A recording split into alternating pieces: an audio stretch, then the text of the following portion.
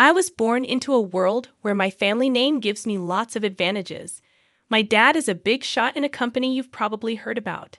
But don't think my life is all fancy and glamorous. I'm not the kind of person who spends all day shopping for expensive clothes and drinking champagne. I've always stayed true to myself, even though my family has a lot of money.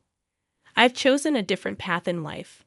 I do things like helping out people who need it and living a normal, down-to-earth life. That's just who I am, Jessica, without any fancy titles. One night, my friend Sarah convinced me to go out with her. We ended up in a dive bar downtown.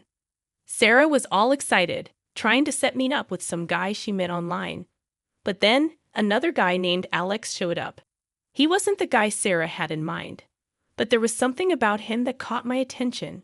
He seemed relaxed and friendly, not trying to impress anyone with fancy clothes or big talk. We started chatting, and it felt natural, like we'd known each other for ages. Alex mentioned he worked as a manager somewhere, nothing too flashy. But he talked about his job with such excitement that it made me interested. "You really love your job, huh?" I asked, taking a sip of my beer.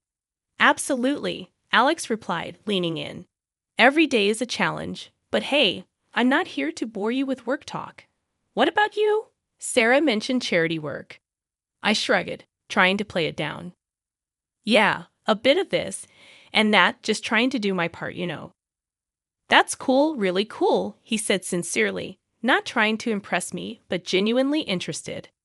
As the night went on, Alex and I stuck together, chatting about anything and everything.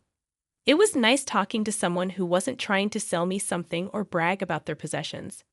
As the night wound down, Alex seemed like he was building up to something. "Hey Jessica, I know this is kind of forward, but would you want to grab dinner with me sometime, just us?" he asked. I felt a mix of surprise and excitement. "Sure," I said, trying to sound casual. "I'd like that." On the way home, Sarah was all giggles, saying, "I told you so." I just smiled, thinking about the evening. Alex was a breath of fresh air in my often stale world. Soon, going out turned into hanging out at each other's places, mostly mine because Alex's roommates were a handful. One evening, while lounging on the couch after eating some average takeout pizza, Alex turned to me with a serious look but a light tone. "Jessica, how do you feel about making this a more permanent arrangement?" he asked, crumbs still on his mouth. I raised an eyebrow. "Are you proposing we split a Netflix account or something?" He chuckled, brushing off the crumbs.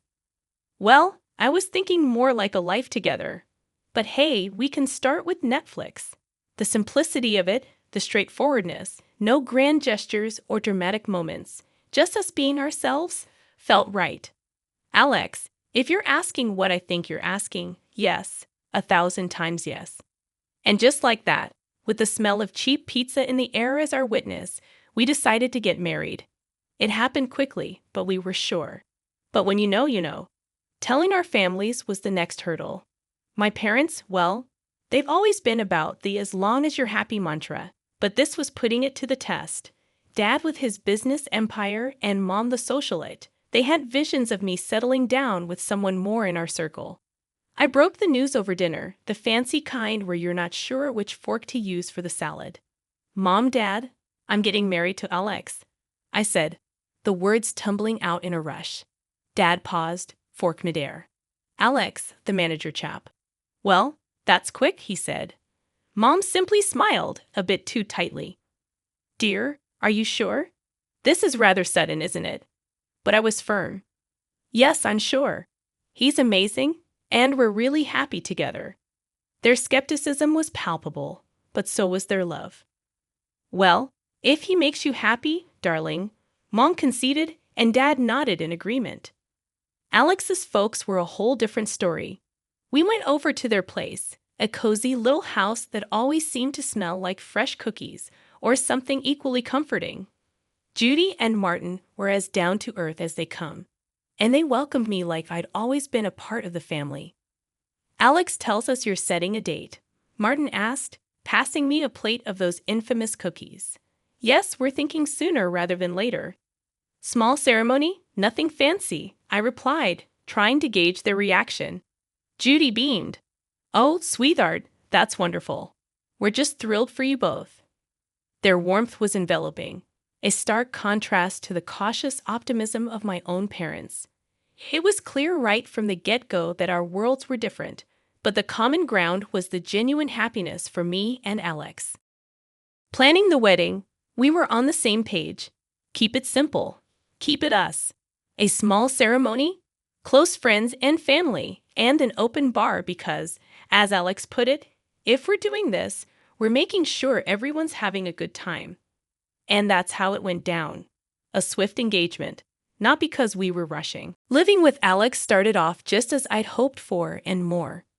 We were like two peas in a pod, making our little corner of the world in that cozy modern apartment I had rented. It was ours, filled with love, laughter, and a ton of takeout containers because neither of us were winning any awards in the kitchen. It wasn't long before I started noticing how Alex's parents, Judy and Martin, had this way of dropping hints about things they liked or needed whenever they came over. At first, it was subtle, almost cute. "Oh, Jessica, that's a lovely coffee maker. It must make mornings a breeze," Judy would say, eyeing our shiny new appliance with a gleam in her eye. Or, "Martin, this sofa is just divine. Our old one's been giving me a right pain in the back, you know," Martin would comment. Wanting to be the good daughter-in-law, I'd surprise them with gifts here and there. A coffee maker for Judy, a comfortable new sofa for their living room, and so on. Their initial reactions were always the same, a mix of surprise and a little bit of guilt. "Oh, Jessica, you shouldn't have. This is too much," Judy would exclaim, her hands fluttering to her chest. "But you know, humans are funny creatures. Give them an inch and they'll take a mile." Those initial protests faded away, replaced by a growing list of subtle hints that were about as subtle as a brick through a window. "Dinner at your folks' place was lovely, dear. Did you see that new TV they have? Crystal clear. Ours is practically ancient." Alex would relay his parents' latest comments, oblivious to the change in their tone.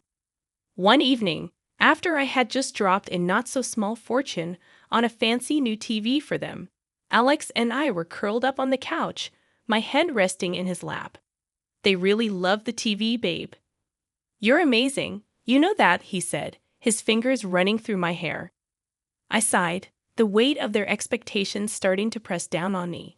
"Alex, do they expect us to keep doing this? It's getting a bit much, don't you think?" He paused, his hand stopping mid-stroke. "What do you mean?" "They're just happy, that's all." "Happy or taking advantage?" I pushed back, sitting up to look at him. "It feels like we're their personal shopping service." Alex was taken aback, his brow furrowing. "They're not like that, Jess. They're just not used to nice things, that's all." "But where does it end, Alex? It's like they've got a taste for it now. And they're not looking back," I argued, frustration creeping into my voice. The conversation ended with an uneasy truce, but it was clear we were on different pages. Judy and Martin's gratitude had morphed into entitlement, and it was putting a strain on me. I loved Alex, but I wasn't about to become a bottomless ATM for his parents. When my dad's company hit the skids, it felt like the rug was yanked out from under my feet. That cushy life, poof, gone. And with it, the whole dynamic of my relationship took a nosedive. The shift wasn't gradual. It was like flipping a switch from daylight to darkness. I had to break the news to Alex and his folks. "Let me tell you, that was a conversation I've been dreading. Listen up, things are going to get tight.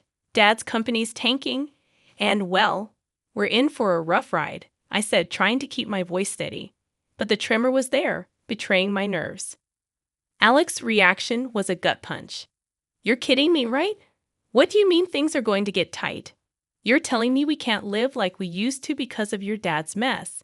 His words were like ice, and for a second, I wished the floor would swallow me whole. Judy and Martin's faces were no better, their disappointment barely masked. "This is quite the situation you put us in, Jessica," Martin added, his tone dripping with reproach.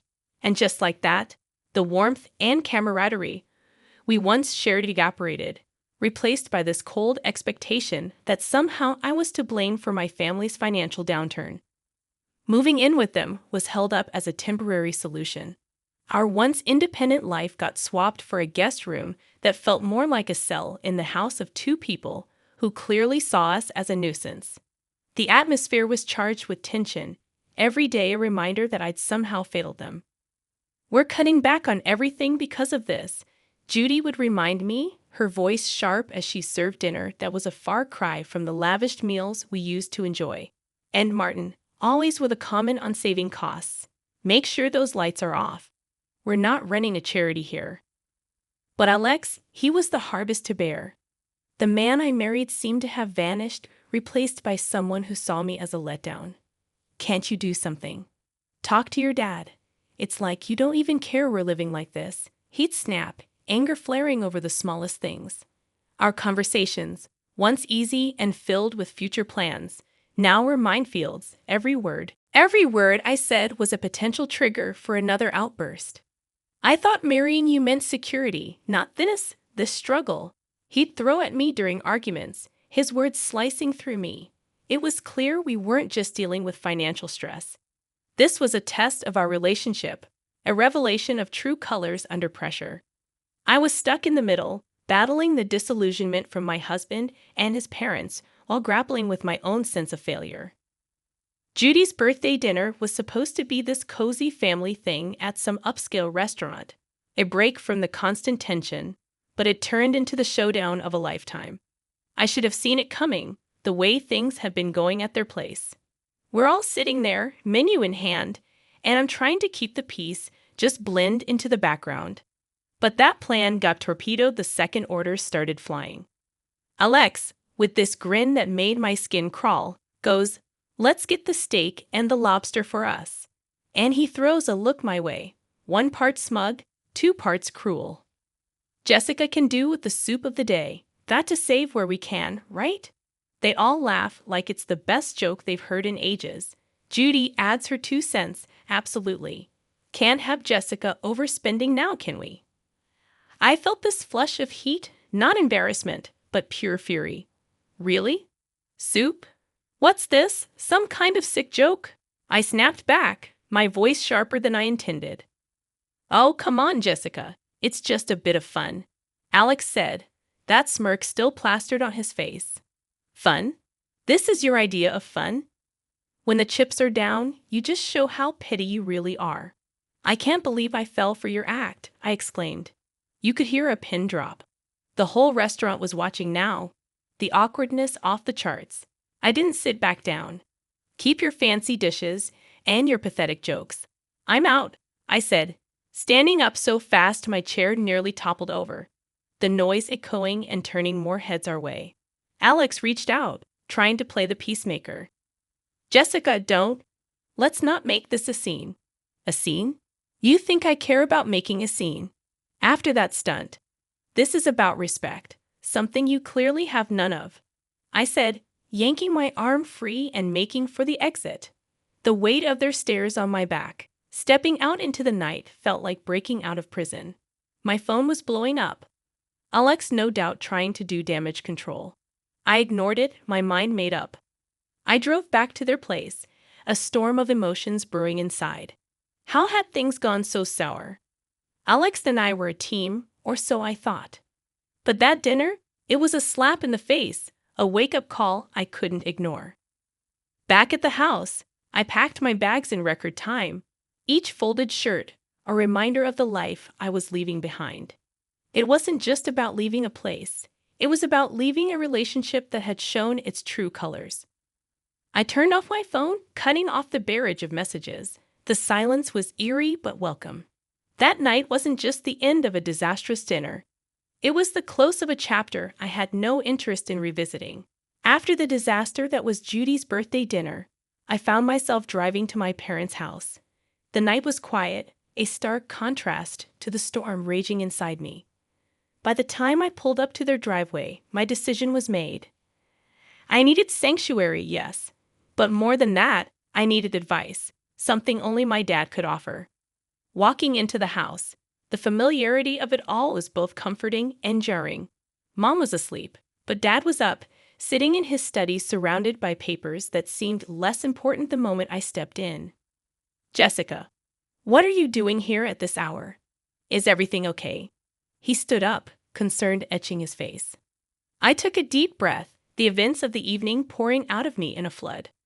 I told him about the dinner, about Alex and his parents, and how I felt like I'd been reduced to nothing but a source of income for them. Dad listened in silence, his expression hardening with every word. When I finished, he sighed, a sound that carried years of experience and a hint of sorrow. Jessica, I saw this coming. I just hoped I was wrong, he finally said, his voice steady but filled with empathy. How could I have been so blind, Dad? I thought we were different, I said, feeling the weight of my naivety. He walked over, putting an arm around my shoulders. You wanted to see the best in him, in them. There's no fault in that. But people show their true colors in tough times. It's a hard lesson, but an important one. I nodded, the reality of his words sinking in. But what do I do now? I can't go back there. You'll stay here for starters. As for the rest, we'll figure it out together, he assured me, his confidence a balm to my frayed nerves. Then he shared something that took me by surprise. You know, the company situation isn't as dire as it seems. We're actually on the verge of a breakthrough. It was a strategic move, a way to weed out the opportunists. I stared at him, stunned. So, you mean to say we're not broke? He chuckled, a sound that was part relief, part amusement. Far from it. But it was important to see who would stick around when the chips were down. Unfortunately, Alex and his family showed their true selves. The revelation was a lot to process. My anger towards Alex and his parents was now mixed with a sense of vindication. They had revealed their true motives, and in doing so, had freed me from a future of manipulation and deceit. Dad, I don't know whether to be relieved or furious, I admitted, the emotions battling inside me. Be both, it's okay. But remember, this experience has taught you something invaluable about people and their intentions. Use it, learn from it, he advised, grounding me. Walking up to Judy and Martin's house the next day felt like heading into the lion's den. I was ready for a showdown, but nothing could have prepared me for the cold reception I got. Alex was standing there, divorce papers in hand, with a look that could only be described as triumphant disdain. Here you go. Let's get this over with, he said, practically shoving the papers at me. His parents were hovering behind, barely containing their glee. Finally getting rid of the freeloader, Judy snickered, and Martin nodded in agreement, a smug smile plastered across his face. Alex joined in. Yes, turns out you're just an ordinary dummy without your daddy's money. Thought you'd cry. But guess what? We don't need a tearful mess around here. Their words stung, but not in the way they expected. I felt a bizarre mix of anger and liberation. I looked at the papers, then at them, and without a word, signed where I needed to. As I did, their smiles widened, thinking they'd won. But I had the last laugh. Pulling out a newspaper from my bag, I slapped it down on the table with more force than necessary. Thought you might find this interesting, I said, my voice dripping with unrestrained satisfaction. The headlines screamed about my dad's company making a monumental comeback, profits soaring higher than ever. Watching their faces drain of color was a sight I'd pay to see again. Judy and Martin's smugness vanished, replaced by shock, then desperation. Alex's arrogance crumbled, leaving him looking like a child who just lost his favorite toy. Judy suddenly switched gears, stepping towards me with arms wide open. Oh, my sweet girl. It's all a big misunderstanding. Let's hug it out. Martin, ever the opportunist, chimed in. Let's not rush things. Sit down, have a coffee, and we can talk this through. And Alex? Oh, Alex, he was the picture of regret. I was wrong, okay? We can fix this. I want to make everything right, please. Their sudden change of heart was almost comical. Almost. I couldn't help but laugh, a deep, hearty sound that felt cleansing. You three are something else, you know that? But here's a news flash for you. I'm done with the lies, the manipulation, and the so-called family that only values me for my bank account. I turned to leave, their protests and pleas fading into the background. They called after me, a mix of desperation and disbelief in their voices. But I didn't look back, not this time. After the spectacle at Judy and Martin's house, I was done.